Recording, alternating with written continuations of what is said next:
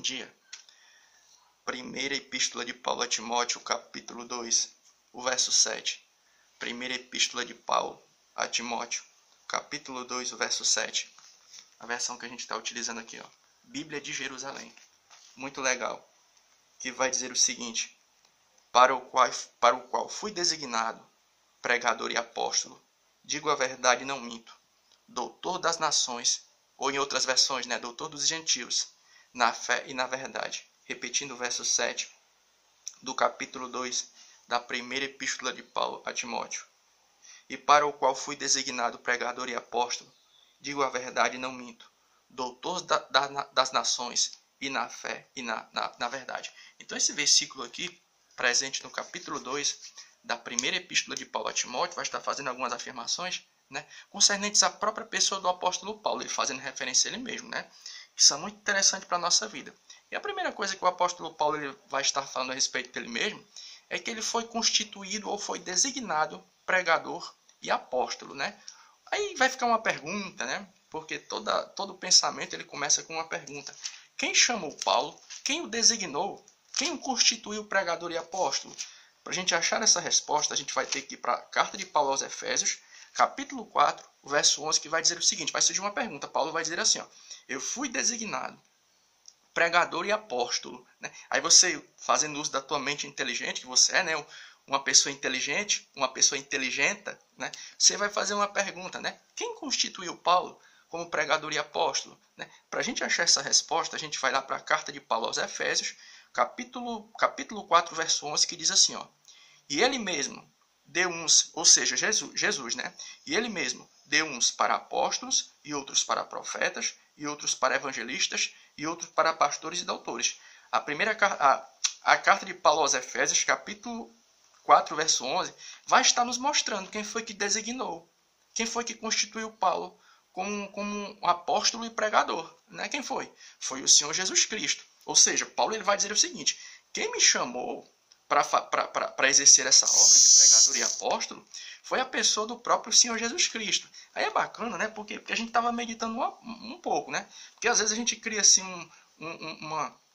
uma coisa muito florida, muito florida, aquela coisa muito linda, bonita, concernente à questão do chamado cristão, Tipo, a pessoa que é chamada por Deus, uma das primeiras coisas que nasce no coração dela é o seguinte, poxa, já que Deus ele me chamou, então vai dar tudo certo, eu não vou achar espinhos pelo caminho, eu não vou encontrar dificuldades, Mas você vai ver na chamada de Paulo, que mesmo ele tendo sido chamado por Jesus Cristo, ele não foi uma pessoa que teve o seu chamado aceito, não.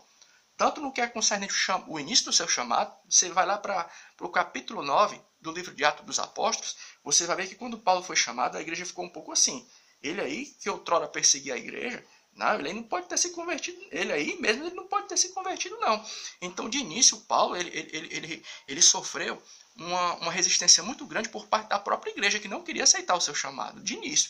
Porque a conversão de Paulo foi uma coisa que aconteceu de tipo assim, uma guinada de 360 graus.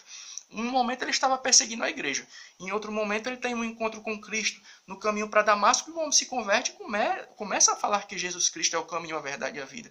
Então aquilo produziu na igreja um impacto, a igreja ficou desconfiada. Então desde o início, Paulo ele sofreu uma resistência. E veja que Paulo ele foi chamado por Jesus. E a gente fica com aquela coisa de tipo assim, então já que Deus me chamou, então eu não posso passar por dificuldades, e até mesmo outros e outras, pelo fato de estar passando por luta, fica assim, será que Jesus me chamou? Porque se Jesus tivesse me chamado, eu não estava passando por tanta luta. A maior prova de que um chamado ou uma chamada por Deus também passa por luta, está o quê? Está aqui na história do apóstolo Paulo, que foi chamado, constituído pregador e apóstolo, e mesmo assim ele passou por muitas dificuldades.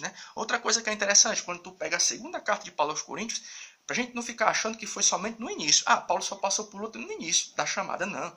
Quando você vai lá para a segunda carta de Paulo aos Coríntios, segunda carta de Paulo aos Coríntios, e você lê todo o contexto, o que é que você vai estar vendo? Você vai ver a autoridade apostólica de Paulo sendo tipo desafiada. As pessoas ficavam desafiando, colocando tipo assim, em dúvida, o chamado apostólico de Paulo. Então você vai ver que o chamado de Paulo por Jesus Cristo, ele foi um chamado que, tipo assim, passou por muito. Ele foi provado, ele passou por provações tanto no início da chamada, como também no decorrer, no percurso Segunda carta de Paulo aos Coríntios, ele já era um cara bem maduro. E você vai ver a igreja, membros ali da igreja, desafiando a autoridade apostólica de Paulo, né? Então, de repente, você pode, meu irmão, minha irmã, pastor, obreiro, membro um congregado que está no início da sua chamada, está começando a exercer a sua função agora, de pregador, pregadora, não sei, né?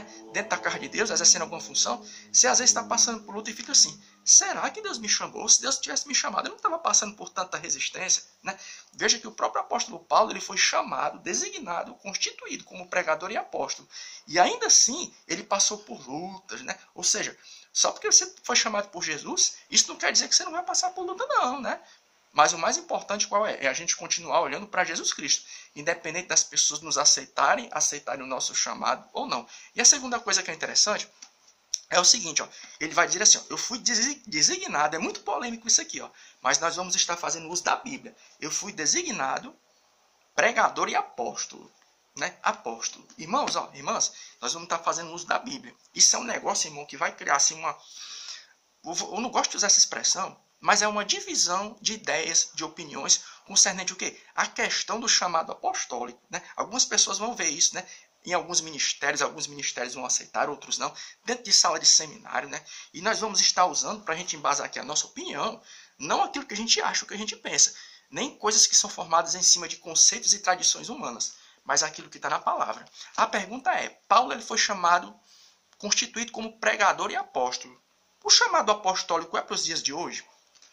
Para a gente responder se é sim ou não, primeira carta de Paulo aos Efésios, capítulo 4, o verso 11, que diz assim, e ele mesmo, carta de Paulo aos Efésios, capítulo 4, verso 11, viu?